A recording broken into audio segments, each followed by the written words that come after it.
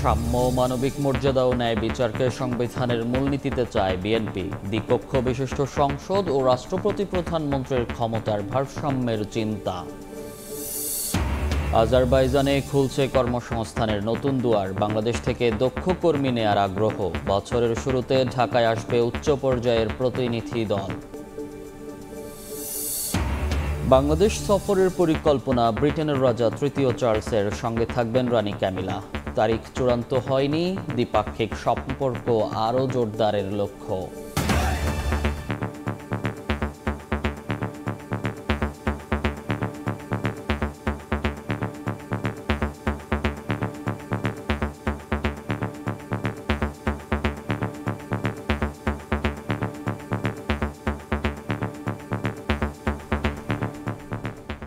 ভোরের সময় সঙ্গে আছি আমি মনির হোসেন। সাম্য, মানবিক মর্যাদা ও ন্যায় বিচার, এই তিন বিষয়কে সংবিধানের মূলনীতি হিসেবে চায় বিএনপি। একই সঙ্গে দ্বিকক্ষ বিশিষ্ট সংসদ ও রাষ্ট্রপতি প্রধানমন্ত্রীর ক্ষমতার ভারসাম্য আনার সুপারিশ করবে দলটি। সংস্কার প্রস্তাব প্রণয়ন কমিটির অন্যতম সদস্য অবসরপ্রাপ্ত মেজর হাফিজ উদ্দিন বলছেন, খুব শিগগিরই কমিশনের কাছে দেয়া হবে প্রস্তাবনা। একজন বিশেষজ্ঞ মনে করেন, রাজনৈতিক কৌশলে ভেবে চিন্তেই এগোচ্ছে বিএনপি। কামরুজ্জামান মামুনের রিপোর্ট। ব্যবস্থার গণতান্ত্রিক সংস্কার ও অর্থনৈতিক মুক্তির লক্ষ্যে প্রণীত রূপরেখা। ঐতিহাসিক গণঅভ্যুত্থানের বছরখানেক আগে থেকেই ৩১ দফা সংস্কার নিয়ে জনমত গঠন করে আসছিল এই মুহূর্তে দেশের সবচেয়ে বড় দল বিএনপি। অন্তর্বর্তীকালীন সরকার সংস্কারের জন্য বিভিন্ন কমিশন গঠন করলে সেখানেও প্রস্তাবনা দেবে দলটি। এ নিয়ে কয়েক দফা বৈঠক করার পর প্রস্তাবনাগুলো প্রায় চূড়ান্ত করেছে দায়িত্বশীল নেতারা। সাম্য, মানবিক মর্যাদা ও ন্যায় বিচারকে সংবিধানের মূলনীতি হিসেবে চায় বিএনপি। একই সঙ্গে দ্বিকক্ষ বিশিষ্ট সংসদ, রাষ্ট্রপতি প্রধানমন্ত্রীর ক্ষমতার ভারসাম্য এবং তত্ত্বাবধায়ক সরকার ব্যবস্থা ফিরিয়ে আনার সুপারিশ করা হবে। শেখ হাসিনা না থাকাই মানে সংস্কারের অর্ধেকের বেশি সংস্কার করা হয়ে গেছে। এটাই হলো সবচেয়ে বড় সংস্কার, আওয়ামী লীগ এবং শেখ হাসিনার বিদায়। বিএনপির এই নীতি নির্ধারক বলছেন, নির্বাচিত প্রতিনিধিরাই মূল সংস্কার করবে। আওয়ামী লীগ আমলে যে সমস্ত সংস্কার করা হয়েছে সেগুলোকে বাদ দিয়ে তার পূর্বের অবস্থায় যাওয়া, এটাই হলো আমাদের মৌলিক অবস্থান। বিএনপির ৩১ দফা সংস্কার প্রস্তাব, সেটাকে একটু ইলাবোরেট করে আমরা সংস্কার প্রস্তাবে নিয়ে এসেছি। তো একটা ফাইনাল টাচ দেওয়া হবে আগামী সোমবারে, তারপরে হয়তো এটা জমা দেওয়া হবে। ২০২৫-এর মধ্যে ডেফিনেটলি আমরা নির্বাচন চাই এবং বর্তমানে যে অবস্থা আছে আগামী এপ্রিল মাসের মধ্যেই নির্বাচন দেওয়া সম্ভব। প্রায় প্রতিদিনই যত দ্রুত সম্ভব নির্বাচন আয়োজনের দাবি করছে বিএনপি। একই সঙ্গে সংস্কার নিয়ে দলটির অবস্থা অনেকটা এরকম যে, নির্বাচনের জন্য যতটুকু দরকার ততটুকুই এখন হওয়া উচিত। বাংলাদেশের এখন একজন বিশ্লেষক মনে করেন, বিএনপি ভেবেচিন্তে এগুচ্ছে। বিএনপি অনেক সুপরিকল্পিতভাবে এবং বুঝে শুনে তারা রাজনৈতিক কর্মসূচিগুলো গ্রহণ করছে। এই ইন্টেরিম ব্যবস্থাপনা তো ইন্টেরিম, এটা কোনো স্থায়ী সমাধান নয়। রাজনৈতিক দলগুলোর সঙ্গে সমঝোতা ও সংলাপের মাধ্যমে জরুরি সংস্কার সেরে অন্তর্বর্তী সরকারকে নির্বাচনের দিকে যেতে বলছেন এই রাজনীতি বিশ্লেষক। রাজনৈতিক দলগুলোর সাথে একটা সমঝোতা, তাদের সাথে একটা আলাপ আলোচনার ভিত্তিতে একটা গ্রহণযোগ্য অবাধ নির্বাচনের জন্য যে সংস্কারগুলো জরুরি সেইগুলো করে একটা নির্বাচনের দিকে আমাদের যাওয়া দরকার। কামরুজ্জামান মামুন, সময় সংবাদ, ঢাকা। দেশি বিদেশি প্রভুদের নিয়ে আওয়ামী লীগ দেশ বিরোধী ষড়যন্ত্র করছে অভিযোগ করে বিএনপির ভারপ্রাপ্ত চেয়ারম্যান তারেক রহমান বলেছেন, নির্বাচন দিতে যত দেরি হবে চক্রান্ত ততই বাড়বে।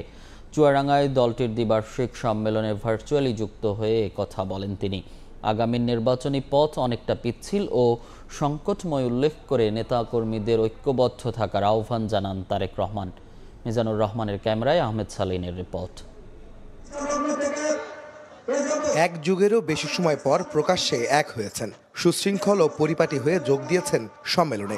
এমন আয়োজন চুয়াডাঙ্গা জেলা বিএনপির কাউন্সিল উপলক্ষে। টাউন ফুটবল মাঠে ১৪ বছর পর জড়ো হয়েছেন দলের নেতাকর্মীরা। অনুষ্ঠানে যুক্ত হয়ে সম্মেলনের উদ্বোধন করেন বিএনপি মহাসচিব মির্জা ফখরুল ইসলাম আলমগীর। তিনি এ সময় বলেন, নির্বাচন ইস্যুতে হুমকি দিচ্ছে নব্য নেতৃত্ব, তবে দেশ বাঁচাতেই বিএনপি দ্রুত নির্বাচন চায়। তাদের জন্য বলছি, যারা হুমকি দিচ্ছেন মাঝে মাঝে, আমাদের কিছু নব্য নেতৃত্ব বলছে সব সংস্কার শেষ না করে কোনো নির্বাচন হবে না।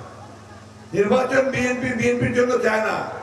বিএনপি নির্বাচন চায় এই দেশকে রক্ষা করার জন্য।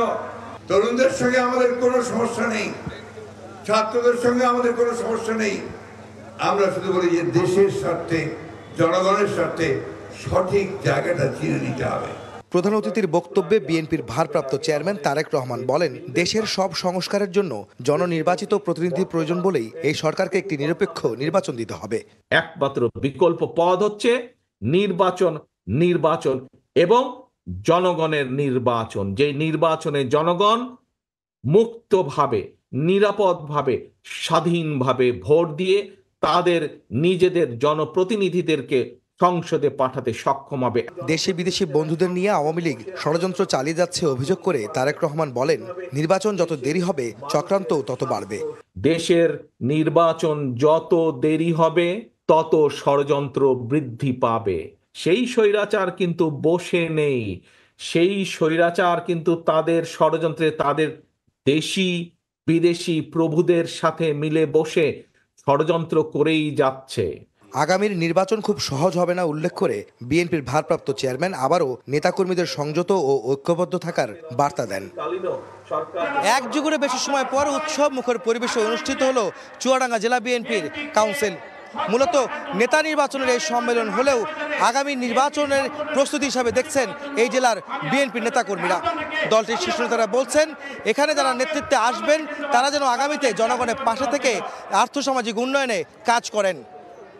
চুয়াডাঙ্গা থেকে আহমেদ সালেহিন, সময় সংবাদ। এদিকে তথ্য উপদেষ্টা নাহিদ ইসলাম বলেছেন, জুলাই গণ অভ্যুত্থানের আকাঙ্ক্ষা পূরণে প্রাতিষ্ঠানিক সংস্কারের পরই নির্বাচন আয়োজন করবে অন্তর্বর্তী সরকার। শনিবার সন্ধ্যায় রাজধানীতে এক অনুষ্ঠানে একথা জানান তিনি। বলেন, বিপ্লবকে প্রশ্নবিদ্ধ করতে নানামুখী ষড়যন্ত্র চলছে। ছাত্রদেরকে, শিক্ষার্থীদেরকে কিন্তু নানাভাবেই বিতর্কিত করার চেষ্টা করা হচ্ছে। আমরা যাতে সেই জায়গায় সচেতন থাকি, দায়িত্বশীল আচরণ করি, ছাত্রদেরকে যদি নেতিবাচক হিসেবে উপস্থাপন করা যায় তাহলে এই অভ্যুত্থানকেও নেতিবাচক হিসেবে উপস্থাপন করা সহজ হবে। ফলে এই সুযোগ যাতে আমরা কাউকে না দেই। আমরা এতদিন বিপ্লব করেছি, রাজপথে থেকেছি, এখন আমাদের রাষ্ট্র গঠনের সময়, দেশ গঠনের সময়। এই গণ অভ্যুত্থানের আকাঙ্ক্ষা অনুযায়ী সরকার চলছে। গণ অভ্যুত্থানে যারা গণহত্যায় অংশগ্রহণ করেছে, যারা দেশকে লুটপাট করেছে, দুর্নীতি, গুম খুন করেছে, তাদেরকে আমরা বিচারের আওতায় আনব। প্রাতিষ্ঠানিক সংস্কারগুলো আমরা করব এবং এরপরেই আমরা যে গণতান্ত্রিক রূপান্তর, সেই নির্বাচনের দিকে যাব। সরাসরি ভোটে রাষ্ট্রপতি নির্বাচন, না ভোট ফেরানো ও নির্বাচন কমিশন আইন সংশোধনের সুপারিশ করলেন ইলেকট্রনিক মিডিয়ার সম্পাদকরা। সংস্কার কমিশনের সঙ্গে মতবিনিময় সভায় তারা বলেন, নির্বাচন স্বচ্ছ ও অবাধ করতে গণমাধ্যমের স্বাধীনতা নিশ্চিত করতে হবে। আর সব সুপারিশ বিবেচনার আশ্বাস দিয়েছেন ইসি সংস্কার কমিশনের প্রধান। দায়িত্ব নিতে যাচ্ছেন নতুন CCR 4 কমিশনার। একটি অবাধ, অংশগ্রহণমূলক এবং নিরপেক্ষ নির্বাচন আয়োজনে সুপারিশ সহ প্রতিবেদন প্রণয়নের লক্ষ্যে বিভিন্ন অংশীজনের সঙ্গে ধারাবাহিক সংলাপ করছে নির্বাচন ব্যবস্থা সংস্কার কমিশন। শনিবার সকালে সংস্কার কমিশনের সঙ্গে জ্যেষ্ঠ সাংবাদিকদের বৈঠক হয়। সেখানে নির্বাচনের স্বচ্ছতা নিশ্চিত করতে তথ্য ও ছবি সংগ্রহে যেন কোনো প্রতিবন্ধকতা না থাকে সে বিষয়টি নিশ্চিত করার কথা উঠে আসে। রাষ্ট্রপতি পদে যিনি নির্বাচন করবেন তিনি নির্দলীয় ব্যক্তি হবেন, ফলে উনি ক্ষমতা পাবেন এবং এই ইন্টারিম সময় অর্থাৎ নির্বাচনকালীন সময় কিন্তু তার নেতৃত্বে একটা তত্ত্বাবধায়ক সরকার হতে পারে। কখনোই যেন বিনা প্রতিদ্বন্দ্বিতায় কোনো মানুষ কোনো পর্যায়ে, সেটা এমপি ইলেকশন হোক অথবা স্থানীয় নির্বাচন হোক, কোথাও যেন নির্বাচিত হতে না পারে। আপনারা যে প্রস্তাবগুলো দিবেন সরকারের কাছে, অন্তর্বর্তী সরকারের কাছে, এইটা গণমাধ্যমকে একই সঙ্গে আপনারা দিবেন। সংস্কার প্রস্তাবগুলো যাতে পরবর্তী সরকার যে নির্বাচনের মাধ্যমে ক্ষমতা আসে তারা যাতে বাস্তবায়ন করে, তার আগে এখনই সেই ব্যাপারে যাতে ঐক্যমত গঠন করা হয়। জাতীয় নির্বাচনের আগে স্থানীয় নির্বাচনের সুপারিশ তুলে ধরেন স্থানীয় সরকার সংস্কার কমিশনের প্রধান তোফায়েল আহমেদ। বিশ্বব্যাপী যেখানে পার্লামেন্টারি সিস্টেমে কাউন্সিলর এবং মেম্বার নির্বাচিত হয়, মেম্বার এবং কাউন্সিলররা পরিষদে গিয়েই কিন্তু তাদের এক্সিকিউটিভ কমিটি নির্বাচন করেন। আমরাও সেই সিস্টেমটা চালু করতে চাই। সবার মতামত মাথায় রেখে আলোচনা করে সুপারিশ করা হবে বলে আশ্বস্ত করেন নির্বাচন ব্যবস্থা সংস্কার কমিশনের প্রধান বদুল আলম মজুমদার। আমরা এগুলো বিবেচনায় নেব, আমাদের এখনো সিদ্ধান্ত হয়নি। আমরা সব প্রস্তাব বিবেচনায় নিয়ে আমরা ভেবেচিন্তে আমরা প্রস্তাব করব। বৃহস্পতিবার প্রধান নির্বাচন কমিশনার ও 4 কমিশনারের নিয়োগ সংক্রান্ত প্রজ্ঞাপন জারি করে মন্ত্রিপরিষদ বিভাগ। আল আমিন তুষার। খুলছে কর্মসংস্থানের নতুন দুয়ার। বাংলাদেশ থেকে দক্ষ কর্মী নেয়ার আগ্রহ জানিয়েছে দেশটি। বছরের শুরুতে ঢাকায় আসবে উচ্চ পর্যায়ের প্রতিনিধি দল। দূতাবাস খোলার বিষয়টিও পর্যালোচনায় রেখেছে বাকু। মার্জিয়া মোমোর রিপোর্ট।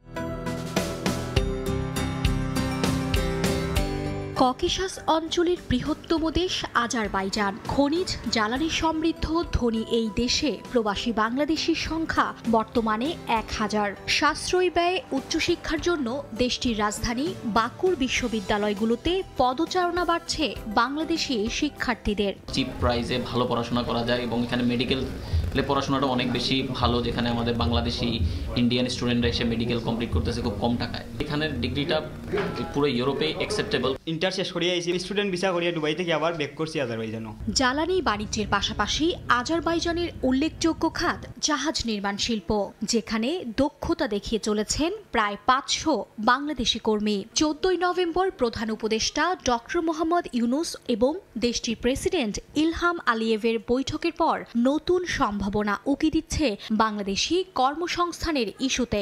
দ্বিপক্ষীয় সম্পর্ক নতুন উচ্চতায় নিতে 2025-এর প্রথম দিকে আজারবাইজান সরকারের উচ্চ পর্যায় প্রতিনিধি দলকে বাংলাদেশ সফরে পাঠাবেন বলে জানান প্রেসিডেন্ট ইলহাম আলিয়েভ। তিনি বলেন, বাংলাদেশের সঙ্গে বিনিয়োগ, ব্যবসা বাণিজ্য ও আন্তর্জাতিক সহযোগিতার সম্ভাবনা থাকায় ঢাকায় দূতাবাস খোলার বিষয়টিও পর্যালোচনা করছে বাকু। সেখানকার প্রবাসী বাংলাদেশিদের প্রত্যাশা, আজারবাইজানে বাংলাদেশ হাইকমিশন প্রতিষ্ঠা করা গেলে আরও উপকৃত হবেন তারা। এখানে জাস্ট শিপইয়ার্ড, এগ্রিকালচার সেক্টর, দুইটা সেক্টরে কাজ আছে। বাংলাদেশ থেকে যদি কেউ কাজের ভিসা নিয়ে আসতে চায়, এখানে বিভিন্ন ধরনের যেগুলো শিপইয়ার্ড কোম্পানি আছে, ঠিক আছে, এই শিপইয়ার্ড কোম্পানিতে আপনাদের সিভিটা জমা দিতে পারেন, সিভিটা সেন্ড করতে পারেন ইমেলে, এবং পাঠানোর পর ওরা যদি দেখে যে আপনার সার্টিফিকেট, এক্সপিরিয়েন্স সার্টিফিকেট, কিছু ভিডিও যেটাতে আপনি কাজ করছেন এক্সপিরিয়েন্সটা দেখাতে পারেন, তাহলে আপনারা ওখান থেকে আপনারা জব কন্ট্রাক্টটা পেয়ে থাকবেন। যদি ইন ফিউচারে যদি আমাদের সাথে ডিপ্লোমেটিক রিলেশনটা যদি বাড়ে, তাহলে কাজের সুযোগটাও বাড়বে। এম্বাসি না থাকার কারণে আমাদের মালয়েশিয়া শরণাপন্ন হইতে হয়, একটু সময় লেগে যায়। যেখানে আমাদের 1 মাসে লুক আনতে পারি, সেখানে আমাদের 3.5 মাস 4 মাস লেগে যায়। এর আগে গত 15ই জুন বাকুতে বাংলাদেশ ও আজারবাইজানের মধ্যে প্রথম ফরেন অফিস কনসালটেশন বৈঠক অনুষ্ঠিত হয়। Marzia Momo, Baku, Azerbaijan. বাংলাদেশ, ভারত ও পাকিস্তান সফরের পরিকল্পনা করছেন ব্রিটেনের রাজা তৃতীয় চার্লস ও রানী ক্যামিলা। এই সফর নিয়ে ইতোমধ্যে কাজ শুরু করেছে দেশটির পররাষ্ট্র দফতর, তবে এখনও তারিখ চূড়ান্ত হয়নি। গণমাধ্যমের খবর অনুযায়ী রাজার এই সফরের মাধ্যমে উপমহাদেশের 3 দেশের সঙ্গে ব্রিটেনের অর্থনৈতিক ও সাংস্কৃতিক সম্পর্ক আরও শক্তিশালী করার প্রচেষ্টা চালানো হবে। ক্যান্সারের চিকিৎসা শেষে ধীরে ধীরে স্বাভাবিক কার্যক্রমে ফিরছেন ব্রিটেনের রাজা তৃতীয় চার্লস। শিগগিরই বাংলাদেশ, ভারত ও পাকিস্তান সফরের পরিকল্পনা করছেন তিনি। সঙ্গে থাকবেন রানী ক্যামিলা।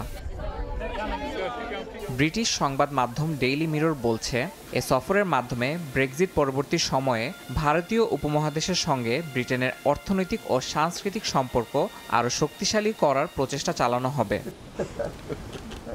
এরই মধ্যে বাংলাদেশ, ভারত ও পাকিস্তান সফরের প্রস্তুতি নেওয়া শুরু করেছেন রাজা চার্লস ও রানী ক্যামিলা।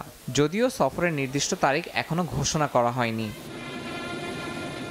এর আগে 2022 সালে ভারতীয় উপমহাদেশ সফর করার কথা ছিল চার্লসের, কিন্তু তখন তার মা রানী দ্বিতীয় এলিজাবেথের মৃত্যুর কারণে তা বাতিল করা হয়। এরপর ক্যান্সার ধরা পড়ে রাজার। বর্তমানে তার স্বাস্থ্যের উন্নতি হওয়ায় এ সফর নিয়ে নতুন করে এগোচ্ছে ব্রিটেনের পররাষ্ট্র দফতর। গণমাধ্যমের খবর অনুযায়ী এবারের সফর ব্রিটেনের রাজা চার্লস ও রানী ক্যামিলার জন্য গুরুত্বপূর্ণ সফর হতে চলেছে। শুধু রাজনৈতিক নয়, সাংস্কৃতিকভাবেও ব্রিটেনের সঙ্গে বাংলাদেশ, ভারত ও পাকিস্তানের সম্পর্ক আরও মজবুত করবে।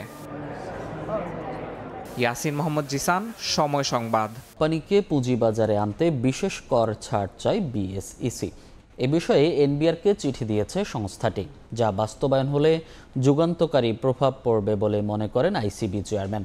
তবে এতে বাজারে বৈষম্য বাড়ার পাশাপাশি রাজস্ব কমবে বলে মনে করেন শ্বেতপত্র প্রণয়ন কমিটিতে থাকা অর্থনীতিবিদ। বিস্তারিত মহির মারুফের রিপোর্ট। নতুন কমিশন দায়িত্ব নেয়ার 3 মাস পেরিয়ে গেলেও স্থিতিশীলতা ফেরেনি শেয়ার বাজারে। একদিকে দুর্বল কোম্পানির শেয়ারের চাপ, অন্যদিকে বহুজাতিক কোম্পানির তালিকাভুক্তিতে অনীহা। সব মিলিয়ে ভালো মানের আইপিও পেতে মরিয়া বিএসসিসি এবার বিশেষ সুবিধা চেয়ে অনুরোধ জানিয়েছে এনবিআর এর কাছে। সম্প্রতি এনবিআরকে পাঠানো এক চিঠিতে 30% শেয়ার পুঁজিবাজারে অফলোড করবে বা ছাড়বে এমন কোম্পানিগুলোকে 5 বছরের জন্য শতভাগ কর মওকুফের অনুরোধ করেছে বিএসসিসি। এছাড়া 10 এবং 20% শেয়ার ছাড়ের ক্ষেত্রেও কর কমানোর আবেদন করেছে নিয়ন্ত্রক সংস্থাটি। যেসব কোম্পানি আইপিওর মাধ্যমে 30% শেয়ার পোস্ট আইপিও পেডাপের অফলোড করবে বা অফার সাইজ হবে, তো সে ধরনের কোম্পানিকে 5 বছরের কর অবকাশ সুবিধার জন্য আমরা অনুরোধ করেছি এবং পাশাপাশি যারা 20% অফলোড করবে তাদের জন্য ট্যাক্স রেট 12.5%-এর আমরা প্রস্তাবনা করেছি, আর যারা 10% করবে তাদের জন্য 15%। বাজারে তারল্য প্রবাহ বাড়ানো এবং বহুজাতিক কোম্পানিকে আকৃষ্ট করতে বিএসসিসির এই উদ্যোগকে যুগান্তকারী সিদ্ধান্ত বলছেন আইসিবির চেয়ারম্যান। 30% যদি কোনো মাল্টিন্যাশনাল কোম্পানি অফলোড করে এখানে জনগণ উপকৃত হবে এবং 5 বছর পরে আরও বেশি ট্যাক্স পাবে, কারণ ওই কোম্পানিগুলো তো তোমার ট্রান্সপারেন্ট হবে, অ্যাকাউন্টেবল হবে, তারা ডিসক্লোজার করতে বাধ্য হবে তাদের আয় ব্যয় ইত্যাদি। তাহলে it is good proposal, I would say যুগান্তকারী বলবো। তবে শ্বেতপত্র প্রণয়ন কমিটিতে থাকা এ অর্থনীতিবিদ সতর্ক করে দিয়ে বলেছেন, এমন কর ছাড়ের ক্ষেত্রে তৈরি হতে পারে বৈষম্য, কমতে পারে রাজস্ব। পুরানো যারা নাকি সেখানে অফলোড করেছেন তারা 27% তারা দিতে থাকবেন, আর নতুন যারা আসবেন তাদেরকে 5 বছরের জন্য একটা বড় সময়ের জন্য কিছুই দিতে হবে না। এটা একটা বৈসাদৃশ্য সৃষ্টি করবে। এনবিআর এর তো একটা চ্যালেঞ্জ আছে যে সে যদি টাকা না পায় তাহলে আমাদের দেশের উন্নয়নমূলক কাজ বলি, শিক্ষা, স্বাস্থ্য, সামাজিক সুরক্ষা, এসব কাজের জন্য টাকা সে কোথা থেকে পাবে? বহুজাতিক কোম্পানিকে তালিকাভুক্ত না করলে চাঙ্গা হচ্ছে না পুঁজিবাজার, আবার বিশেষ সুবিধা না দিলে আগ্রহ দেখাচ্ছে না এসব প্রতিষ্ঠান। এমন পরিস্থিতিতে বাজার বিশ্লেষকরা বলছেন, সব মিলিয়ে শাখের করাতের মুখোমুখি নিয়ন্ত্রক সংস্থা। মহির মারুফ, সময় সংবাদ, ঢাকা। থেকে 20 বছর ধরে 300 গাড়ি পড়ে থাকায় চরম বেকায়দায় চট্টগ্রাম বন্দর। মামলা থাকায় নিলাম বা ধ্বংস করতে পারছে না কাস্টম হাউস। অবশেষে নিলাম শেডের স্ক্র্যাপ পণ্য বিক্রি করে এসব গাড়ি সরিয়ে নেয়ার সিদ্ধান্ত হয়েছে। সাক্ষাৎ টিপুর ক্যামেরায় বিস্তারিত জানাচ্ছেন কমল দে। চট্টগ্রাম বন্দরের বহুতল কার শেড এবং কেমিক্যাল শেডের ঠিক মাঝেই গত 15 বছরের বেশি সময় ধরে পড়ে আছে প্রায় 300 প্রাইভেট কার, পাজেরো, মাইক্রোবাস এবং পিকআপ। বিদেশ থেকে আমদানি করা এসব গাড়ি আমদানিকারক ছাড় না করায় এখানে ফেলে রাখতে বাধ্য হয়েছে কাস্টম হাউস। আবার আমদানি সংক্রান্ত মামলার কারণে এসব গাড়ি নিলামে বিক্রি কিংবা ধ্বংস করা যাচ্ছে না। গাড়িগুলো দীর্ঘদিন থাকলে চট্টগ্রাম বন্দর কোনো এটার উপরে কোনো স্টোর অ্যান্ড ওয়ার্ক ফ্রন্ট পায় না। তো সেই হিসেবে আমরা চাই মালামালগুলো আসলে নির্ধারিত সময়ের মধ্যে যেন দ্রুত ডেলিভারি যায়, এতে গভর্নমেন্ট রেভিনিউটাও বাড়ে। রিকন্ডিশন গাড়ি ব্যবসায়ীদের সংগঠন বারবিডার দাবি, শুল্ক ছাড়া নানা কারসাজি করতে গিয়ে ইউরোপ থেকে আমদানি করা গাড়ি সবচেয়ে বেশি কাস্টমসে আটকা পড়ছে। আমদানিকারক কৌশলে শুল্ক কম দিয়ে গাড়ি ছাড় করার আশায় ইউরোপের বিভিন্ন দেশ থেকে গাড়ি আমদানি করেন। পরবর্তীতে শুল্ক হার সহ মূল্য বেশি পড়ে যাওয়ায় করছেন না গাড়ি ছাড়। বর্তমানে বন্দরে বিভিন্ন শেডে 900 গাড়ি রয়েছে। যখনই অকশন হয় তখনই ডিউটির উপরে গিয়ে কিছু টাকা বেশি পেলো গভর্নমেন্ট যদি সাথে সাথে বিটারকে যদি দিয়ে দেয় ফার্স্ট বিটারকে, তাইলে আজকে এই পরিণতি হইতো না। এদিকে চট্টগ্রাম কাস্টম হাউসের নিলাম শেড স্ক্র্যাপ হিসেবে বিক্রির জন্য কাটা 74টি গাড়ির ধ্বংসবাসের সহ পরিপূর্ণ হয়ে আছে পুরাতন জিনিসে। নানা জটিলতায় গাড়ির স্ক্র্যাপ কিংবা অন্যান্য মালামাল বিক্রি করতে না পারায় বন্দরের শেড থেকে গাড়িগুলোও আনতে পারছে না চট্টগ্রাম কাস্টম হাউস। সদ্য বিলুপ্ত দ্বাদশ সংসদে 24 জন সাবেক সংসদ সদস্যের নামে আমদানি করা 24টি ল্যান্ড ক্রুজার সহ 400টি গাড়ি নিলামে বিক্রির জন্য বাই পেপার হস্তান্তর করা হয়েছে চট্টগ্রাম কাস্টম হাউসের কাছে। এখন কিছু মালামাল আছে আপনারা জানেন, সেগুলো যদি আমরা সরিয়ে ফেলতে পারি, ওটা একটা প্রসেস চলছে, সরিয়ে ফেলতে পারলে এখানে কিছু জায়গা খালি হবে, সেক্ষেত্রে আমরা কিছু গাড়ি এখানে শিফট করে নিয়ে আসতে পারবো। তবে নিলাম শেডে থাকা স্ক্র্যাপ পণ্যগুলো বিক্রি করে এসব গাড়ি সরিয়ে নেওয়ার সিদ্ধান্ত নিয়েছে কাস্টম হাউস। গাড়িগুলি নিয়ে যাওয়া হবে অকশন শেডে। আর এই খালি জায়গায় ইয়ার্ড নির্মাণের পরিকল্পনা নিয়েছে বন্দর কর্তৃপক্ষ। চট্টগ্রাম বন্দরের কার শেড থেকে কমল দে, সময় সংবাদ। 16 মাস আগে অবকাঠামো নির্মাণ শেষ হলেও এখনও চালু হয়নি হবিগঞ্জের বাল্লা স্থলবন্দর। এর মূল কারণ ভারতের অংশে কোনো কাজই শুরু করেনি দেশটির সরকার। এতে হতাশ দুই দেশের আমদানি রফতানিকারকরা। তবে জেলা প্রশাসন বলছে স্থলবন্দরটি চালুর জন্য সংশ্লিষ্ট দফতরে যোগাযোগ করা হয়েছে। রাশেদ আহমদ খানের তথ্য, ছবিতে রিপোর্ট। 1951 সালে নির্মাণ করা হয় হবিগঞ্জের বাল্লা শুল্ক স্টেশন। এরপর নৌকায় নদী পার হয়ে খুঁড়িয়ে খুঁড়িয়ে চলে পণ্য আমদানি রফতানি। অতিরিক্ত যাতায়াত খরচ ও নানা দুর্ভোগে ক্রমেই আগ্রহ হারিয়ে ফেলেন দুই দেশের ব্যবসায়ীরা। এভাবে দীর্ঘদিন চলার পর 2016 সালে বাল্লা শুল্ক স্টেশনকে পূর্ণাঙ্গ স্থলবন্দর করার ঘোষণা দেওয়া হয়। 2023 সালের আগস্টে চুনারু ঘাটের কেদারা কোর্ট এলাকায় স্থলবন্দরের অবকাঠামোর নির্মাণ কাজ শেষ হয়। ইয়ার্ড, ওজন মাপার যন্ত্র, অফিস ভবন, ডরমিটরি, সীমানা প্রাচীর, সড়ক, বিভিন্ন পরিষেবা সহ সব সুবিধাই রয়েছে এতে। তবে ভারতের ত্রিপুরা রাজ্যের পাহাড়মোড়া অংশে শুল্ক স্টেশন নির্মাণ কাজ না হওয়ায় থমকে আছে বন্দরটি চালুর বিষয়। এতে চরম হতাশায় ব্যবসায়ী, শ্রমিক ও স্থানীয়রা। আমরা যে চাষাবাদের জায়গাটা এখনো সরকার কইরা এই বন্দর কইরা তুললো, এখন আমরা এই টাকা পয়সা তো আমরা পাই নাই। বাংলাদেশের কাজ শেষ কিন্তু ভারতের কাজ শেষ না, কিন্তু এটা আপাতত বর্তমানে একটু অকেজই পরে থাকবে আর। আমরা যারা ব্যবসা করতেছি আমাদের অন্যদিকে নদীর কারণে আমরা ব্যবসা বাণিজ্য বড় ধরনের ব্যাঘাত ঘটতেছে। দ্রুত যদি এখানে ব্যবসা বাণিজ্য সচল করা হয় তাইলে এলাকায় অর্থনৈতিক প্রাণচাঞ্চল্যতা সৃষ্টি হবে।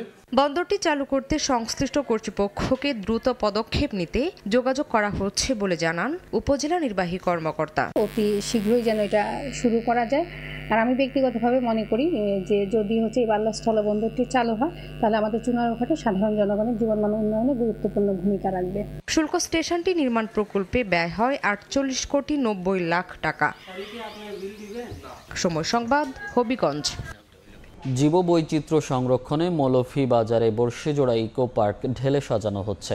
সরকারের উদ্যোগে খুশি পরিবেশবাদী সহ স্থানীয়রা। বন বিভাগ বলছে ইকো পার্কটিকে পরিবেশ পর্যটন হিসেবে গড়ে তোলা হবে। মোহাম্মদ ইয়ারুব আহমেদের পাঠানো ছবি ও শাহ অলিদুর রহমানের তথ্য নিয়ে রিপোর্ট। দৃষ্টিনন্দন বন পাহাড়ে সমৃদ্ধ স্থান মৌলভীবাজারের বর্ষিজোড়া ইকো পার্ক। চোখ ধাঁধানো শালবন আর গর্জনের সমারোহে নির্জন প্রকৃতিতে অন্যরকম এক মায়াবী পরিবেশ তৈরি হয়েছে। সঙ্গে রয়েছে বন্যপ্রাণী সহ পাখির কোলাহল। একসময় লাউডোগা রিজার্ভ ফরেস্ট হিসেবেই পরিচিত ছিল এই বন। দখল দূষণে নষ্ট হতে থাকা সংরক্ষিত এই বনাঞ্চলের জীববৈচিত্র্য রক্ষায় সরকার 2006 সালে বর্ষিজোড়া ইকো পার্ক নাম ঘোষণা করে। একই সঙ্গে পার্কের উন্নয়নে 2.25 কোটি টাকা ব্যয়ে আকর্ষণীয় প্রধান ফটক, 2টি কটেজ সহ বেশ কিছু অবকাঠামোগত উন্নয়ন করা হয়। পরে পার্কটি একরকম পরিত্যক্ত অবস্থায় পড়ে থাকে। অন্তর্বর্তীকালীন সরকারের পরিবেশ মন্ত্রণালয় বর্ষিজোড়া ইকো পার্কের গুরুত্ব বিবেচনায় পার্কের জীববৈচিত্র্য সংরক্ষণের লক্ষ্যে একটি বিশেষ টিম মাঠ পর্যায়ে পরীক্ষা নিরীক্ষার কাজ করছে। অনেক লোকজন এখানে আসে একটু ঘুরতে চায়, কিন্তু নিরাপত্তার কথা চিন্তা করে তারা এখানে ভয়ে ঢোকে না। যথাযথ প্রক্রিয়ায় এবং পরিবেশ বিশেষজ্ঞ যারা রয়েছেন তাদের সাথে পরামর্শ করে একটি নান্দনিক একটা ইকো পার্ক যেন বিনির্মাণ করা হয়। পরিবেশ যাতে ক্ষতি না হয় সেটিকে মাথায় রেখে যদি ইকো পার্ক যত সম্ভব তাড়াতাড়ি করা হয় ততই মানুষের উপকার হবে। বন বিভাগ বলছে দৃষ্টিনন্দন লেক প্রকৃতির সঙ্গে মানানসই স্থাপনা নির্মাণের পাশাপাশি বাঁশ, কাঠের বিভিন্ন উপকরণে ইকো পার্কটি সাজানোর পরিকল্পনা রয়েছে। নরমাল পর্যটন যেটা সেটা হবে না, এখানে আমরা পরিবেশ পর্যটন যেটা, আমাদের প্রকৃতি পর্যটন যেটা, সেইভাবে আমরা গড়ে তোলার লক্ষ্যেই আমরা এই মাস্টার প্ল্যান প্রণয়ন করা হচ্ছে। বর্ষিজোড়া এই ইকো পার্কের আয়তন 887 একর। সময় সংবাদ, মৌলভীবাজার। চোরাই মালামাল ট্রেনে ওঠানোর ভিডিও ধারণ নিয়ে তুলকালাম। ট্রেনের কর্মচারীরা বাধা দিলে চট্টলা এক্সপ্রেস আটকে দেয় বিক্ষুব্ধ শিক্ষার্থীরা। শনিবার সন্ধ্যায় শশীদল রেলওয়ে স্টেশনে ভারতীয় অবৈধ মালামাল ওঠানোর সময় শিক্ষার্থীরা ট্রেনের কর্মচারীদের বাধা দেয়। এ সময় ট্রেনের অ্যাটেন্ডেন্ট রাসেল আকন্দের সঙ্গে বাকবিতণ্ডা হয়। পরে কুমিল্লা রেল স্টেশনে পৌঁছালে এক শিক্ষার্থী ভিডিও করতে গেলে আবারও বাধা দেয়, শুরু হয় হাতাহাতি।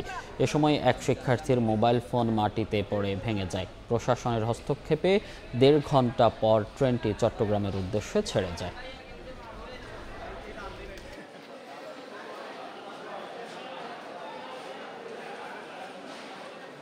কে খুশি করতেই ইচ্ছাকৃত ফারাক্কা চুক্তি করেনি আওয়ামী লীগ সরকার।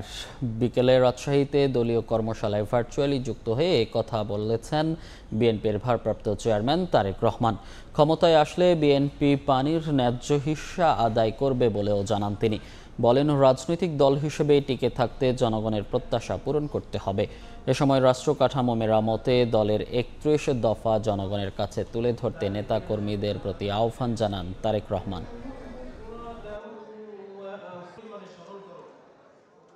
বিএনপির বাইরে অন্য যখন সরকারগুলো এসছে তারা প্রপারলি বিষয়টিকে ডিল করতে পারেনি বা করেনি। অতীত স্বৈরাচার সরকার তারা, আমি মনে করি ব্যক্তিগতভাবে তারা ইচ্ছা করেই ডিল করেনি, প্রতিবেশী দেশকে খুশি করার জন্য তারা ডিল করেনি। এর আগে 90-এর যে স্বৈরাচার তাদের সেই সাহসী ছিল না। যদি প্রয়োজন হয় সেক্ষেত্রে আমরা আন্তর্জাতিক এক্সপার্ট যারা আছে তাদেরকে সাথে নিয়ে দেশের স্বার্থে এটি আমরা জিনিসটাকে ডিল অবশ্যই আমরা করব। আমাদের ন্যায্য হিস্সা আদায় যতটুকু সম্ভব আমরা চেষ্টা করব। মানুষকে আমাদের রক্ষা করতে হবে, দেশকে রক্ষা করতে হবে। আমাদেরকে এই বিষয়ে সব রকমের পরিকল্পনা গ্রহণ করতে হবে। প্রত্যেককে কেয়ারফুল হতে হবে। আজকে থেকে আপনাদের টার্গেট একটাই হতে হবে, জনগণ, জনগণ এন্ড জনগণ। বিএনপির স্থায়ী কমিটির সদস্য ডাক্তার AJM জাহিদ হোসেন বলেছেন, নতুন নির্বাচন কমিশনের মেরুদণ্ড কতটা শক্ত তা কাজেই বোঝা যাবে। শনিবার বিকেলে হবিগঞ্জ সদর উপজেলা বিএনপির দ্বিবার্ষিক সম্মেলনে সাংবাদিকদের প্রশ্নের জবাবে তিনি কথা বলেন। সম্মেলনে বিএনপি চেয়ারপারসনের উপদেষ্টা ডাক্তার সাখাওয়াত হাসান জীবন ও কেন্দ্রীয় সাংগঠনিক সম্পাদক GK গৌস সহ স্থানীয় অন্য নেতাকর্মীরা উপস্থিত ছিলেন। যারা এখনই দখল আর চাঁদাবাজির চিন্তা করে তাদের দিয়ে দেশের কল্যাণ সম্ভব নয় বলে মন্তব্য করেছেন নাগরিক ঐক্যের সভাপতি মাহমুদুর রহমান মান্না। বিএনপি আগামী নির্বাচনে জয়ী হলে একটি সুন্দর দেশ গড়া সম্ভব কিনা জনগণের উদ্দেশ্যে সেই প্রশ্নও করেছেন তিনি। শনিবার বিকেলে রাজধানীর মাদানী অ্যাভিনিউয়ে নাগরিক ঐক্যের ঢাকা মহানগর উত্তর আয়োজিত জনসভায় মান্না এসব কথা বলেন। শেখ হাসিনা দেশের কল্যাণের জন্য কিছু করেনি, পালিয়ে যাওয়ায় তাকে আর দেশে ফিরতে দেয়া হবে না বলেও হুঁশিয়ারি দেন এই জ্যেষ্ঠ নেতা। বলেন, মানুষ সংস্কার চায়, কিন্তু পেটে আগুন লাগলে সংস্কার আর ভালো লাগে না। অন্তর্বর্তী সরকারকে একটি কল্যাণমূলক রাষ্ট্র গঠনের লক্ষ্য নিয়ে কাজ করার আহ্বানও জানান তিনি।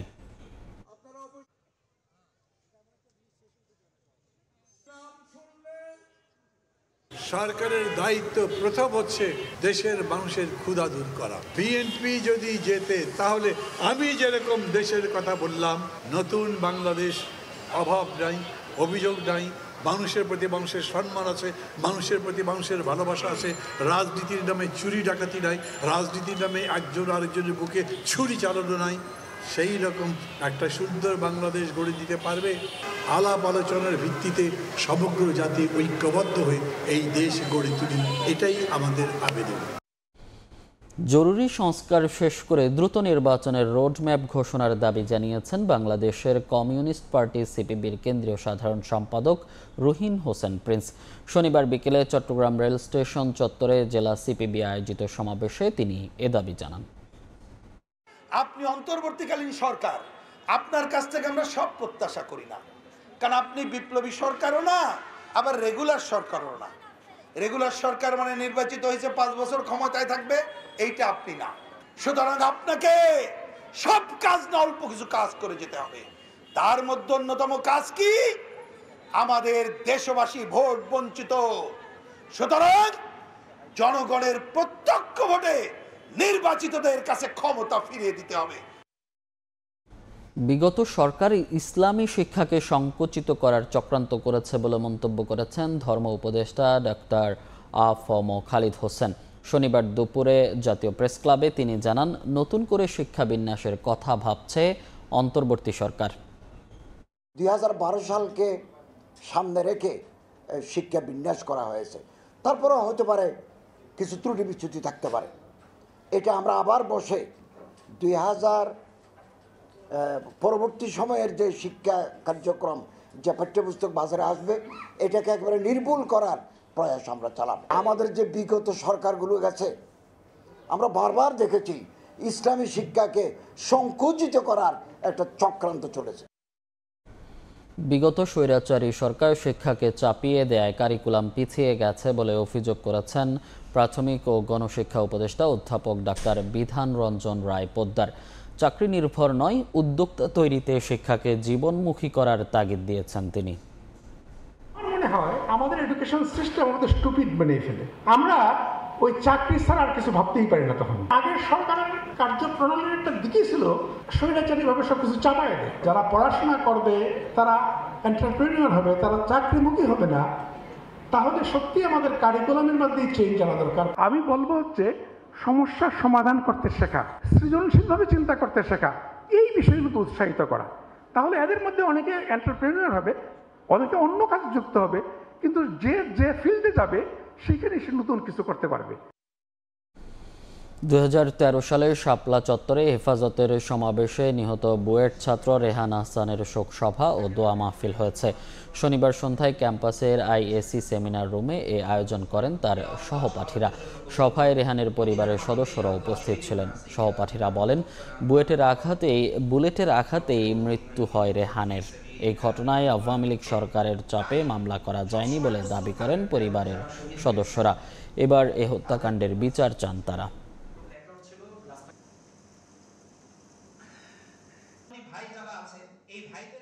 রেহান আমার ছেলে, ও যে মারা গেছে 5 মে, এই কথাটা বলতে পারতাম না কারো কাছে, কখনোই না। মারা গেছে কি হয়ে মারা গেছে? একটা অ্যাক্সিডেন্টে।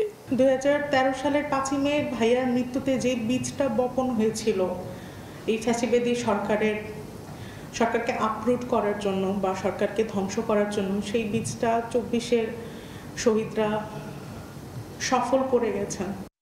পরিচালনায় ব্যবসায়ীদের প্রতি আহ্বান জানিয়েছেন investment corporation of Bangladesh ICB chairman Abu Saeed. Bangladesh চীন মৈত্রী সম্মেলন কেন্দ্রে ইন্ডাস্ট্রিয়াল অ্যান্ড বিজনেসম্যান ওয়েলফেয়ার ফাউন্ডেশনের সম্মেলনে প্রধান অতিথির বক্তব্যে তিনি একথা বলেন। জানান, নিজের অধিকার আদায় করে নিতে হবে ব্যবসায়ীদের। রাষ্ট্র সংস্কারে 72-এর সংবিধান সংশোধনের আহ্বান জানিয়ে প্রবীণ এই অর্থনীতিবিদ বলেন, বর্তমান সংবিধান স্বৈরাচারদের মদদ দেওয়ার সংবিধান।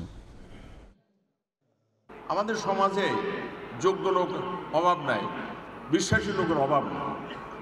তাদের থেকে আরো কিছু উপদেষ্টা যারা বিপ্লবের চেতনাকে ধারণ করে, যারা বিশ্বাস করে, তাদের থেকে আরো কিছু উপদেষ্টা যাতে নেওয়া হয়, যারা রাত দিন পরিশ্রম করবে। সকাল 9টাতে আসি, 5টায় চলে যাওয়া ওরা না। এই দেশের গঠনের জন্য, এই দেশের এই ক্লিন করার জন্য যত ডার্টি থিংস, ওরকম লোক দরকার। থেকেই জমজমাট হবিগঞ্জের শায়েস্তানগর পাইকারি মাছ বাজার। নদী হাওরের দেশীয় মাছের সরবরাহ বাড়ায় দামও কিছুটা কম। সেখানে আছেন সহকর্মী রাশেদ আহমেদ খান, সরাসরি যুক্ত হচ্ছি তার সঙ্গে। উঠেছে মাছের মেলা। আমরা সকাল থেকে দেখেছি এ বাজার হবিগঞ্জের সবচেয়ে বড় বাজার, এবং এই বাজারে সকাল থেকে আমরা দেখেছি বিভিন্ন প্রজাতির দেশীয় মাছ এখানে উঠেছে, এবং আমরা বড় বড় দেশীয় মাছ হাওর থেকে জেলেরা এখানে নিয়ে এসেছেন আমরা দেখেছি। এবং এই মাছগুলা হবিগঞ্জ থেকে বিভিন্ন পাইকাররা এসে নিয়ে যান, নিয়ে হবিগঞ্জ সহ হবিগঞ্জের বিভিন্ন যে বাজার আছে এই বাজারগুলো ছাড়াও হবিগঞ্জের বাইরে ঢাকা, চট্টগ্রাম সহ বিভিন্ন জায়গায় এই মাছগুলো রপ্তানি হয়। তো আমরা কথা বলেছিলাম মাছ ব্যবসায়ীদের সাথে, তারা জানিয়েছেন যে শীতের মৌসুম শুরু হওয়ার পর থেকে এখানে মাছগুলা বেশি বেশি সরবরাহ শুরু হয়েছে, এবং মাছের সরবরাহ বাড়ার কারণে দামটা অনেকটা আগের চেয়ে কমে গেছে। তো আমরা কথা বলেছিলাম মাছ ব্যবসায়ীদের সাথে, তারা জানিয়েছেন যে শায়েস্তাগঞ্জের মাছের বাজার হবিগঞ্জ জেলার মধ্যে সবচেয়ে বড় মাছের বাজার, কিন্তু এই বাজারে ব্যবসায়ীরা জানিয়েছেন তাদের যে এখানে ছাউনি নাই, এই ছাউনির কারণে তারা বৃষ্টিতে এবং কুয়াশার কারণে অনেক সময় তারা বিভিন্ন ধরনের বিড়ম্বনায় পড়তে হয়। যে কারণে তাদের একটা দাবি যে এখানে একটি ছাউনি যদি করা হয় তাহলে হয়তো বা তারা আরও বেশি বেশি এখানে মাছ বিক্রি হবে। তো আমরা মাছ ব্যবসায়ীদের সাথে কথা বলেছিলাম, তারা জানিয়েছেন যে এখানে যে মাছের যে বাজার, যে এই বাজারটি সবচেয়ে বড় বাজার, এখানে যে অন্যান্য বাজারের তুলনায় এখানে মাছ পাইকারি এবং খুচরা এখানে মাছ বেশি বেশি বিক্রি হয় এবং মাছ বেশি বেশি বিক্রির কারণে এখানে দামটাও অনেকটা কম। আমরা কথা বলেছিলাম যে মাছ ব্যবসায়ীদের সাথে, তারা জানিয়েছেন যে এখানে যে মাছ, এই মাছগুলা বানিয়াচং, আজমিরিগঞ্জ, তারপর লাখাই সহ বিভিন্ন হাওড়ের জেলেরা এখানে মাছগুলা নিয়ে আসেন এবং এই মাছগুলা এখানে বিক্রি হয়। তো আমরা কথা বলেছিলাম যে মাছের যারা পাইকাররা আছেন তারা জানিয়েছেন যে হবিগঞ্জের মাছ সারা দেশেই একটি বিশেষভাবে মাছের চাহিদা রয়েছে, যে কারণে তারা এখানে মাছ এখান থেকে নিয়ে গিয়ে হবিগঞ্জের বাইরের বিভিন্ন বাজারেও তারা বিক্রি করে থাকেন। আমরা কথা বলেছিলাম মাছ ব্যবসায়ীদের সাথে, তারা জানিয়েছেন যে মাছের বাজার আগের চেয়ে বেশ কম আছে এবং মাছের দাম অনেকটাই সাশ্রয়ী, যে কারণে এখানে সকাল থেকে এখানে যারা পাইকারি বিভিন্ন জায়গা থেকে পাইকারি যারা ক্রেতা আছেন, তাই ক্রেতারা এখানে মাছ কিনতে আসেন। এবং আজকেও আমরা সকালে দেখেছি যে এখানে মাছ যেভাবে মাছ বিক্রি হচ্ছে, এখানে মাছের যে বাজার, এই বাজারে প্রচুর মানুষ এখানে আসে এবং প্রচুর ক্রেতা বিক্রেতার সমাহার ঘটে এই বাজারে। তো এই বাজারের ব্যবসায়ীদের একটাই দাবি এখানে যাতে একটি ছাউনি হয়। তো এই ছিল আজকে স্বাস্থ্যনগর মাছ বাজার থেকে আমার কাছে সর্বশেষ। বর্ণিল আলোকসজ্জায় বড়দিন ও খ্রিস্টীয় নববর্ষের ক্ষণ গণনা শুরু করল পর্তুগালের রাজধানী লিসবনবাসী। কৃত্রিম ক্রিসমাস গাছ ও নগরে আলোকসজ্জার উদ্বোধনের মাধ্যমে শুরু হয় উৎসব উদযাপনের প্রস্তুতি। তারিকুল হাসান আশিকের রিপোর্টে বিস্তারিত।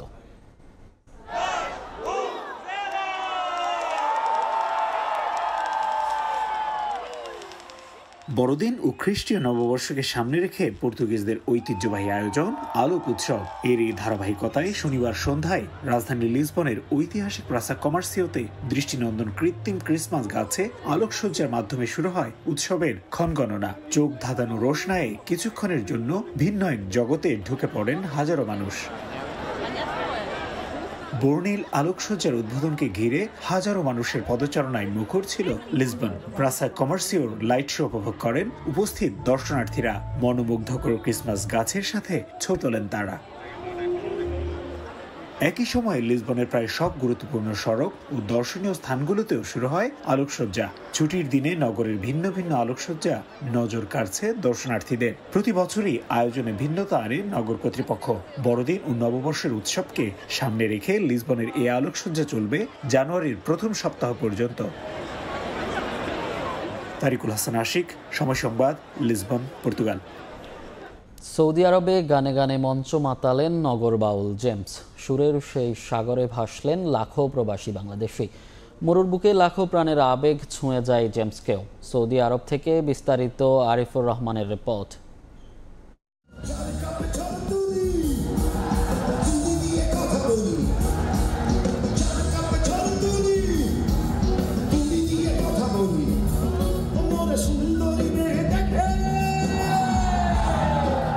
মরুর বুকে জেমস চর, সুর আর কণ্ঠে প্রবাসীদের ভাসালেন নগর বাউলের এই সুপারস্টার।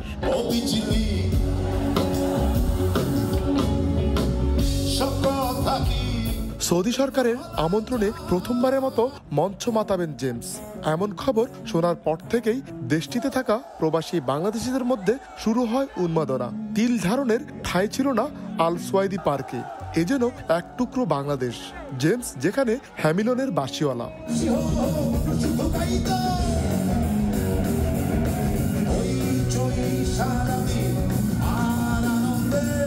মাথায় লাল গামছা, পরনে কালো টি শার্ট আর নীল জিন্স।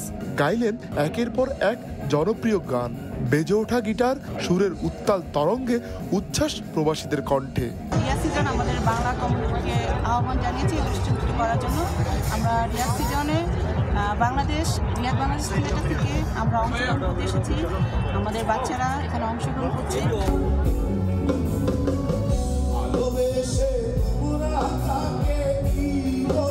সুন্দরী তোমার গল্পে দুষ্ট ছেলের দলের কাছে বিদায় নিলেও লাখো প্রাণের আবেগ ছুঁয়ে যায় জেমসকেও। গানের মাধ্যমে বিশ্বজুড়ে বাংলা সংস্কৃতি ছড়িয়ে পড়ার আশা তার। আমি আশা করি নাই যে এত সুন্দর এবং এত মানুষ, এত দর্শক এখানে আছে। আমি মুগ্ধ এখানে রিয়াদে এসে, এবং আমার অনুভূতি ঠিক ভাষায় প্রকাশ করতে পারছি না। পর ওয়েস্ট ইন্ডিজের বিপক্ষে ওয়ানডে সিরিজ থেকেও ছিটকে গেলেন মুশফিকুর রহিম। চ্যাম্পিয়ন্স ট্রফির আগে এই সিনিয়রকে নিয়ে ঝুঁকি নিতে চায় না বোর্ড। তবে সুখবর আছে অধিনায়ক নাজমুল হোসেন শান্তকে নিয়ে। দ্বিতীয় এমআরআই রিপোর্ট ইতিবাচক আশায় ক্যারিবীয় সিরিজেই তার ফেরার ব্যাপারে আশাবাদী বোর্ড। স্বস্তির খবর পাওয়া গেল পেসার তানজিম সাকিবকে নিয়েও। সব ঠিক থাকলে শান্তর সঙ্গে তিনিও ফিরবেন ওয়ানডে সিরিজ দিয়ে।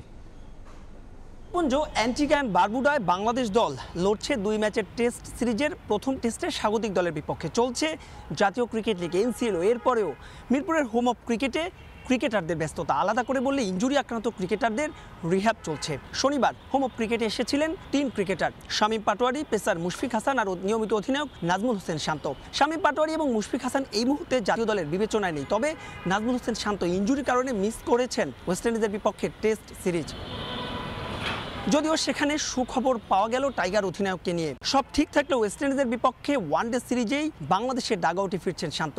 শনিবার তার একটি এমআরআই করা হয়েছে, যেখানে এসেছে ইতিবাচক ফল। তবে শান্তকে নিয়ে ইতিবাচক ফল পাওয়া গেলেও টাইগারদের মিডল অর্ডারের নির্ভরতার প্রতীক মিস্টার ডিপেন্ডেবল মুশফিকুর রহিমকে নিয়ে পাওয়া গেল অস্বস্তির খবর। বিসিবি সূত্র নিশ্চিত করেছে মুশফিককে পাওয়া যাচ্ছে না ওয়েস্ট ইন্ডিজের বিপক্ষে ওয়ানডে সিরিজে। আফগানিস্তানের বিপক্ষে সবশেষ ওয়ানডে সিরিজে যিনি আঙুলে চোট পেয়েছিলেন। যদিও এই সিরিজটি ভীষণ গুরুত্বপূর্ণ বাংলাদেশ দলের জন্য, আলাদা করে বললে মুশফিক কিংবা নাজমুল হোসেন শান্তর জন্য। কারণ চ্যাম্পিয়ন্স ট্রফির আগে এই সিরিজে যে ওয়ানডেতে প্রস্তুতির বাংলাদেশের সবশেষ সুযোগ। তবে সেখানে আছে একটা স্বস্তির খবর, আর সেটা পেসার তানজিম সাকিবের জন্য। ইনজুরির কারণে যিনি মিস করেছিলেন সবশেষ আফগানিস্তানের বিপক্ষে ওয়ানডে সিরিজ, এই মুহূর্তে তিনি গায়ানাতে খেলছেন গ্লোবাল টি20 লিগ। তবে টি20 আর ওয়ানডে ফরম্যাট ভিন্ন বলে ওয়ার্কলোড ম্যানেজমেন্টের আওতায় নিয়মিতই তার খোঁজ খবর রাখছে বাংলাদেশ ক্রিকেট বোর্ড, এবং সেখানেও অনুশীলনে কি করতে হবে কি করতে হবে না সেটা ঠিকঠাক জানিয়ে দিচ্ছে বিসিবির মেডিকেল বিভাগ। সব ঠিক থাকলে আগামী সপ্তাহে ওয়ানডে সিরিজের জন্য স্কোয়াড ঘোষণা করবে বাংলাদেশ ক্রিকেট বোর্ড। বলাই বাহুল্য যে স্কোয়াডটি হতে যাচ্ছে চ্যাম্পিয়ন্স ট্রফির সম্ভাব্য স্কোয়াড। মাহবুব রিমন, সময় সংবাদ, মিরপুরের শেরে বাংলা জাতীয় ক্রিকেট স্টেডিয়াম, ঢাকা। জমকালো আয়োজনে উদ্বোধন হলো NCL টি20। রাজধানীর একটি 5 তারকা হোটেলে টুর্নামেন্টের লোগো উন্মোচনের পাশাপাশি ঘোষণা করা হয়েছে 8 দলের স্কোয়াড। ঢাকা ও সিলেটে আগামী 11 থেকে 24 ডিসেম্বর পর্যন্ত রাউন্ড রবিন নিয়মে মাঠে গড়াবে প্রথম আসর।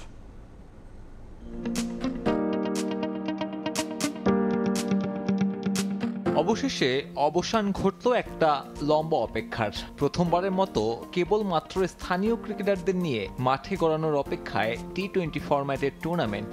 NCL এর 8 দল নিয়ে হবে প্রথম আসর। টিভি সম্প্রচারের পাশাপাশি মিলেছে ICCর লিস্ট এ ক্রিকেটের মর্যাদা। সিলেটের মূল মাঠ আর আউটারে 11 ডিসেম্বর শুরু হবে টুর্নামেন্ট। রাউন্ড রবিন নিয়মে গ্রুপ পর্ব শেষে BPL এর মতো এলিমিনেটর কোয়ালিফায়ার রাউন্ড। মিরপুরের হোম অফ ক্রিকেটের ফাইনাল 24 ডিসেম্বর। টুর্নামেন্টকে সামনে রেখে ঘোষণা করা হয়েছে 8 দলের স্কোয়াড। বিসিবি সভাপতির প্রত্যাশা, এই মঞ্চ দিয়ে নিজেদের প্রমাণের সুযোগ পাবেন তরুণরা। এখন থেকে প্রতি বছরই BPL এর আগে মাঠে এভাবে গড়াবে, যেখানে অংশ নেবে শুধুমাত্র স্থানীয় ক্রিকেটাররা। ফ্র্যাঞ্চাইজি টি20 টুর্নামেন্ট গুরুত্বটা কতটুকু আমরা সবাই এখন অনুধাবন করতে পারছি। রাজশাহী আর ঢাকা মেট্রো বাদে সব দলেই আছে 20 জন করে ক্রিকেটার।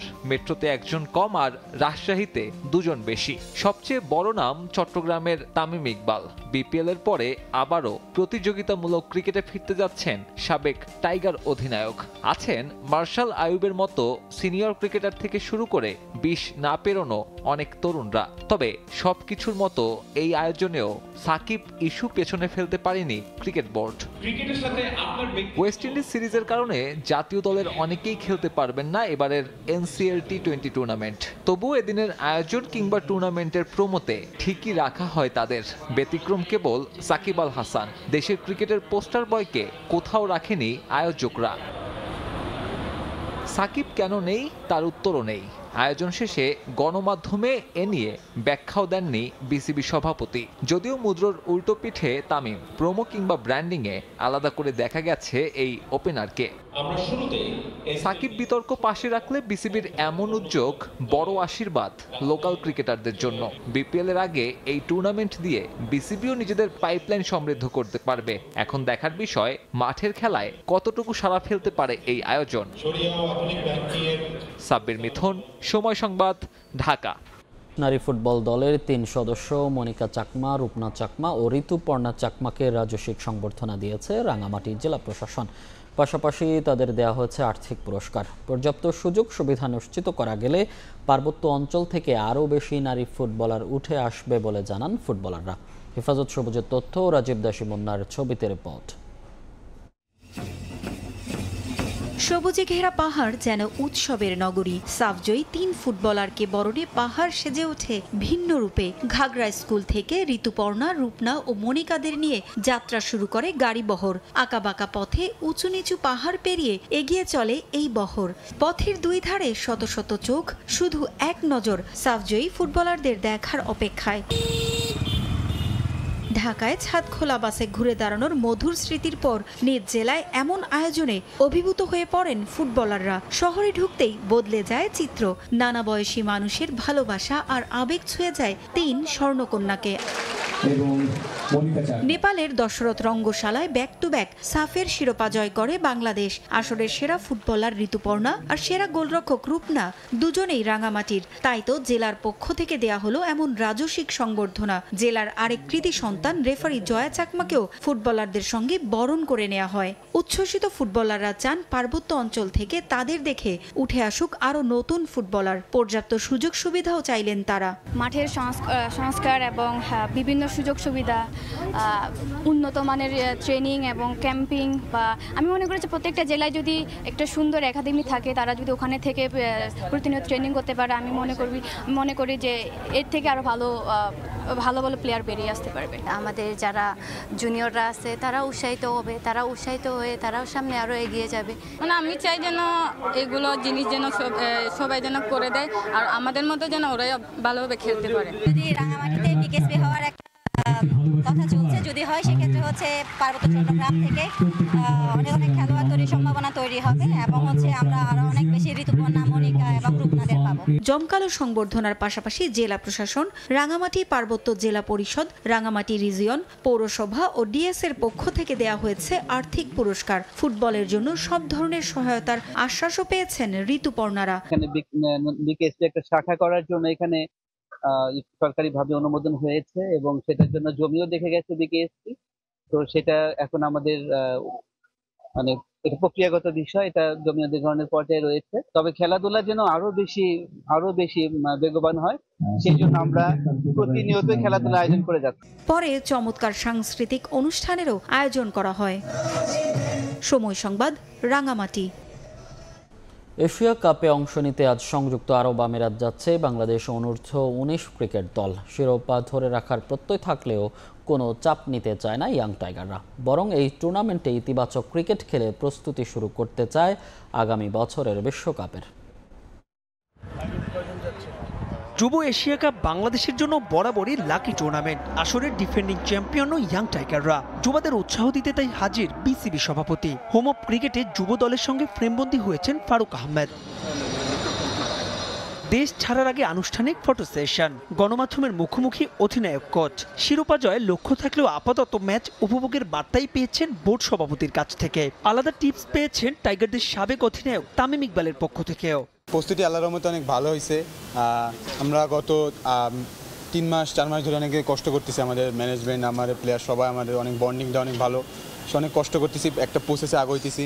আর যেহেতু আমাদের গতবার আমরা চ্যাম্পিয়ন ছিলাম, সেটা আর কি ধরে রাখার চেষ্টা করতেছি। উনি জাস্ট বলতেছে যে এনজয় প্লে, আমাদের এখন কিছুই বলে নেই, শুধু বলছে এনজয়, ক্রিকেটটা এনজয় করতে। তামিম ভাই, 2টা তামিম আছে, যে তাদের দায়িত্বটা এখন যেখানে আছে তাদের দায়িত্ব নিতে হবে এখন।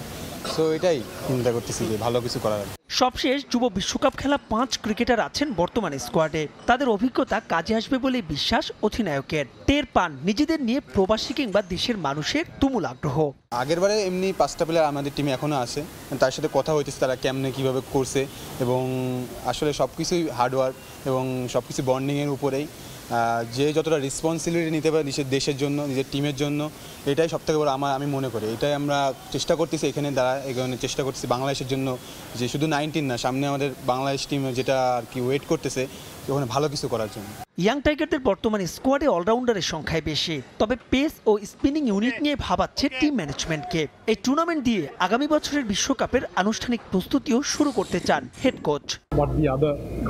2020 সালের যুব বিশ্বকাপ দলে ভালো মানের পেসার ও স্পিনার ছিল, এখন পরিস্থিতি ভিন্ন। এ দলে অলরাউন্ডার বেশি। আমরা জানি জিম্বাবুয়ে অর্থাৎ যেখানে বিশ্বকাপ হবে সেখানে স্পিনাররা বাড়তি ভূমিকা পালন করবে। জুলাই থেকে প্রস্তুতি নিয়েছে ক্রিকেটাররা, পরিকল্পনা অনুযায়ী খেলতে পারলে সাফল্য আসবে। আরব আমিরাতে যুব এশিয়া কাপ শুরুর আগে ভারতের সঙ্গে প্রস্তুতি ম্যাচ খেলবে বাংলাদেশ। গ্রুপ পর্বে শ্রীলঙ্কা, নেপাল ছাড়াও টাইগার যুবাদের পার হতে হবে আফগানিস্তান বাধা। মাহবুব রিমন, সময় সংবাদ, ঢাকা। ঐতিহ্যবাহী নৌকা বাইচ প্রতিযোগিতা। সাঙ্গু নদীতে সম্মিলিত ক্রীড়া পরিষদের উৎসব মুখর এই আয়োজন দেখতে নদীর তীরে ভিড় করে হাজারো মানুষ। বান্দরবান থেকে সোহেল কান্তিনাথের ক্যামেরায় বিস্তারিত জানাচ্ছেন এনে জাকির।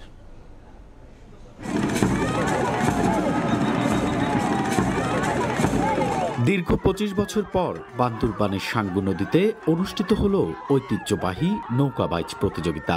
উজানিপাড়া সাঙ্গু নদীর ঘাট থেকে শুরু হয় এই প্রতিযোগিতা। এতে জেলা শহরের বিভিন্ন পাড়া থেকে দল বেঁধে অংশ নেন প্রতিযোগীরা। ছলাৎ ছলাৎ শব্দ আর মাঝিদের গান, তৈরি হয় চমৎকার পরিবেশ। প্রতিটি নৌকায় ছিলেন 8 জন করে মাঝি। সম্মিলিত ক্রীড়া পরিষদের উদ্যোগে উৎসব মুখর আয়োজন দেখতে সকাল থেকে সাঙ্গু নদীর পাড়ে ভিড় করে হাজারো মানুষ। আয়োজন করা হয় সাংস্কৃতিক অনুষ্ঠান।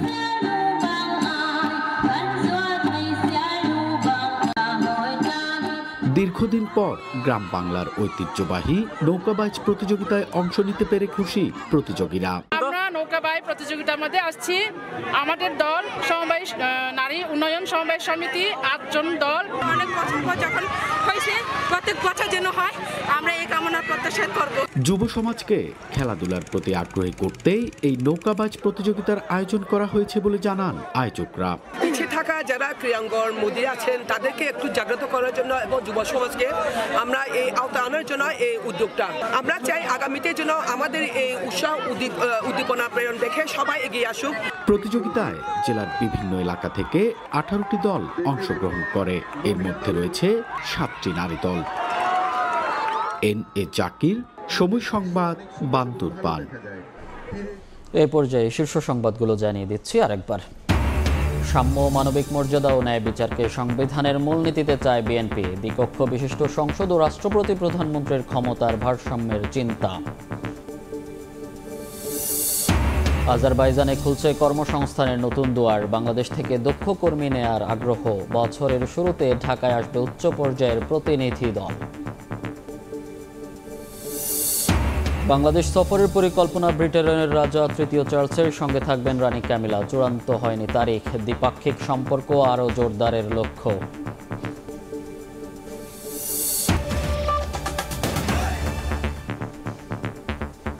এই ছিল ভোরের সময়। সঙ্গে থাকুন সময়ের।